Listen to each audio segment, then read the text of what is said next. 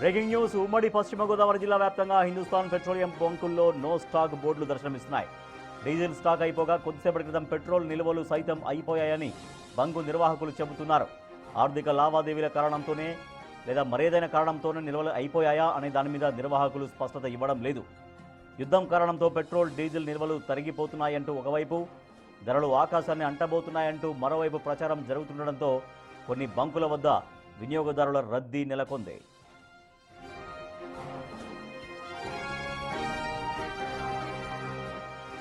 ఉమ్మడి పశ్చిమ గోదావరి జిల్లా వ్యాప్తంగా చాలా చోట్ల పెట్రోల్ బంకుల్లో నో స్టాక్ బోర్డ్స్ కనిపిస్తున్నాయి. డీజిల్ లేదు, పెట్రోల్ లేదు అంటూ బంక్స్ అన్ని కూడా క్లోజ్ చేసినటువంటి పరిస్థితి. సో దీంతో వినియోగదారులు ఆందోళన చెందుతున్నారు. ఏం జరగబోతుంది, అసలు పెట్రోల్ డీజిల్ దొరుకుతాయా లేవా అన్నటువంటి ఆందోళన వ్యక్తమవుతుంది వినియోగదారుల్లో. మా ప్రతినిధి సాగర్ మరింత సమాచారం ఇస్తారు. సాగర్, చాలా చోట్ల పెట్రోల్ బంకులు మూతపడుతున్న పరిస్థితి. సో నిర్వాహకులు ఏమంటున్నారు, కారణం ఏంటి, ఎందుకు నో స్టాక్ బోర్డ్స్లు పెడుతున్నట్టుగా చెబుతున్నారు? ఇప్పుడు వినియోగదారులు వచ్చేటువంటి ఆ ఆందోళన, ఆ గందరగోళాన్ని తొలగించడం కోసం బంకు నిర్వాహకులు ఏం చెబుతున్నారు?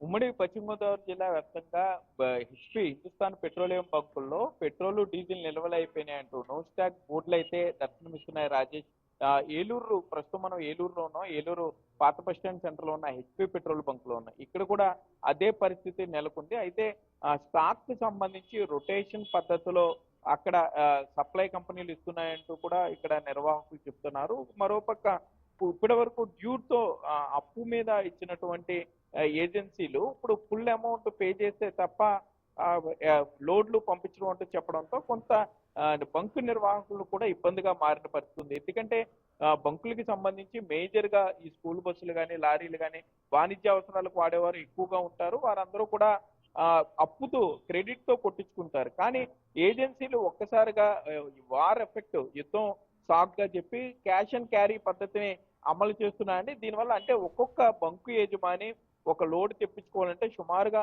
12 లక్షల రూపాయలను చెల్లించాల్సి ఉంటుంది.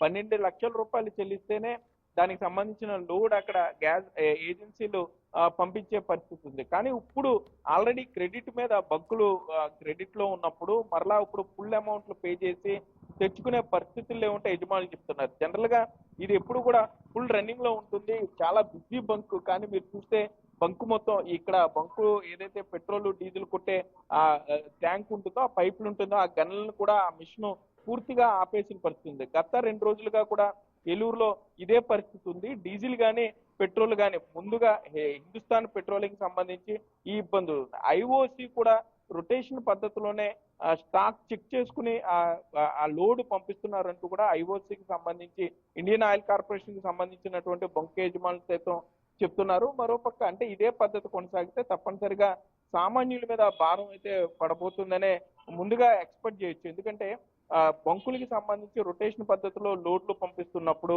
మరోపక్క వారికి ఆల్రెడీ స్టాక్ ఉన్న వాళ్ళు, తమ దగ్గర స్టాక్ ఉన్న వాళ్ళు బుక్ చేసినా కూడా వారి దగ్గర నిల్వలు ఉన్నాయి కాబట్టి వారికి మరలా లోడ్ కూడా పంపించడం కుదరదని చెప్తున్నారు. అంటే దశల వారీగా రొటేషన్ పద్ధతిలో అన్ని బంకులకి ఇదే పద్ధతి అవలంబించిపోతున్నారంటూ కూడా కొంత ప్రచారం జరుగుతుంది. మరోపక్క సోషల్ మీడియాలో ఇదే అదునుగా మొత్తం యుద్ధం కారణంగా ఇటు గ్యాస్ నిల్వలు ఇప్పటికే సంక్షోభంలో ఉన్నాయి. మరోపక్క ఇప్పుడు పెట్రోల్ డీజిల్ కి సంబంధించి కూడా పూర్తి స్థాయిలో నిల్వలు అయిపోతున్నాయి. అందుకే ఈ విధంగా ఒక్కొక్క బంకు మూతబడుతూ వస్తుందంటూ కూడా వైరల్ వీడియోలు కొంత ప్రచారం అవుతుంది. ఇన్ఫ్లుయెన్సర్స్ కొంత ప్రచారం చేస్తున్నారు. ఇప్పుడే ఇది ప్రజలకు పానిక్ గా మారింది.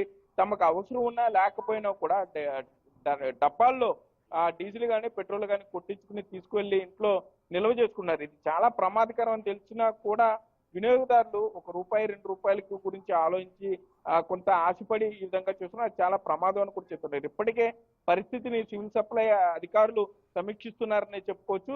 దీనికి సంబంధించి అంటే ఎంతకాలం ఈ బంకులకు సంబంధించి, ఏజెన్సీలకు సంబంధించి అసలు నిల్వలు ఎంత ఉన్నాయి, వీరికి ఎందుకు పంపడం లేదు, ఆర్థిక లావాదేవీల కారణంతోనే పంపడం లేదా, నిజంగా రొటేషన్ పద్ధతిలోనే వీరికి నిల్వలు ఇస్తున్నారా అనే దాని మీద పూర్తి స్థాయిలో క్లారిటీ అయితే రావాల్సింది. Rajesh, right, thank you Sagar. చాలా చోట్ల ఉమ్మడి పశ్చిమ గోదావరి జిల్లా వ్యాప్తంగా నో స్టాక్ బోర్డులు కనిపిస్తున్నాయి. ఇప్పటికే డీజిల్ నో స్టాక్ బోర్డ్స్ నిన్నటి నుంచే పెట్టగా ఇవాళ పెట్రోల్ విషయంలో కూడా పెట్రోల్ కూడా దొరకడం లేదంటూ మొత్తం నో స్టాక్ బోర్డ్స్ కనిపిస్తున్నాయి. దీంతో వినియోగదారులు ఆందోళన పడుతున్నారు, గందరగోళానికి గురవుతున్నారు.